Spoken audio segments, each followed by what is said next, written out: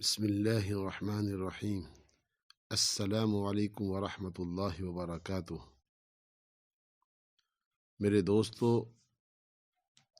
اس video کے ذریعے سے آپ حضرات تک ایک بات پہنچانی ہے جو بڑی قیمتی اور بڑی اہم ہے۔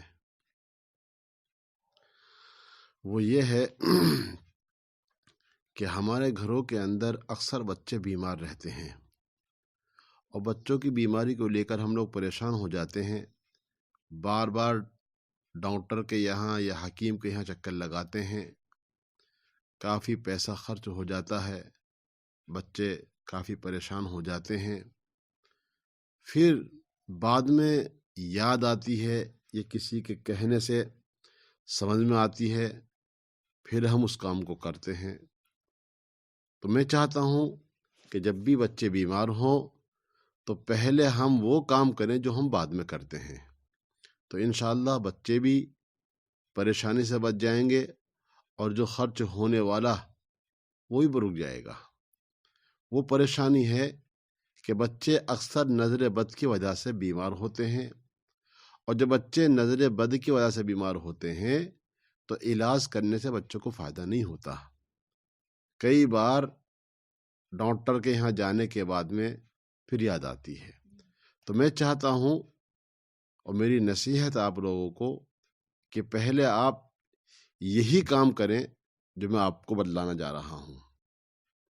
وہ یہ ہے کہ جب بھی بچے بیمار ہوں، بچوں کے اندر کوئی ایسی بات دیکھیں جس سے آپ پریشان ہوں، بچے کو پریشانی ہو، تو پہلے آپ اسی کام کو کریں جو میں آپ کو بتلانے جا رہا ہوں۔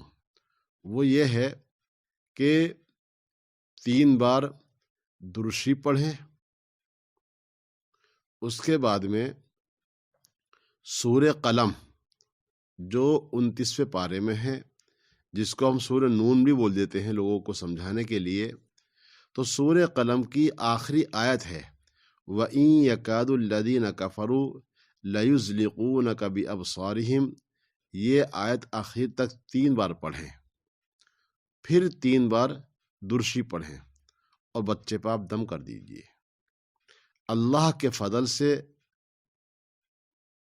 میں آپ کو یقین دلا رہا ہوں کہ اگر بچے پر نظر بد ہے جس کی وجہ سے وہ بیمار ہوا ہے، تو انشاءاللہ اس کی نظر بد ختم ہو جائے گی۔ پھر بھی آپ یہ کام ضرور کریں، اور 1 گھنٹہ تقریباً انتظار کریں، انشاءاللہ نظر بد ہوگی، ختم ہو جائے گا۔ پھر انشاءاللہ آپ اپنی آنکھوں سے بچوں کو ہنستا ہوا کھیلتا ہوا دیکھیں گے۔ اگر اس کے بعد بھی بچہ پریشان ہے تو واقعتاً وہ جسمانی بیماری ہے، آپ ڈاکٹر کو دکھائیں، ضرور دکھائیں، لیکن پہلے اس کام کو کر لیں۔ انشاءاللہ بچہ بھی پریشانی سے بچ جائے گا، اور خرچ بھی جو ہونے والا تھا آپ اس سے بچ جائیں گے۔ اللہ پاک ہم سب کو اعمال کی توفیق نصیب فرمائے۔ اللہ ہم سب پر اپنا فضل نازل فرمائے۔ السلام علیکم ورحمۃ اللہ۔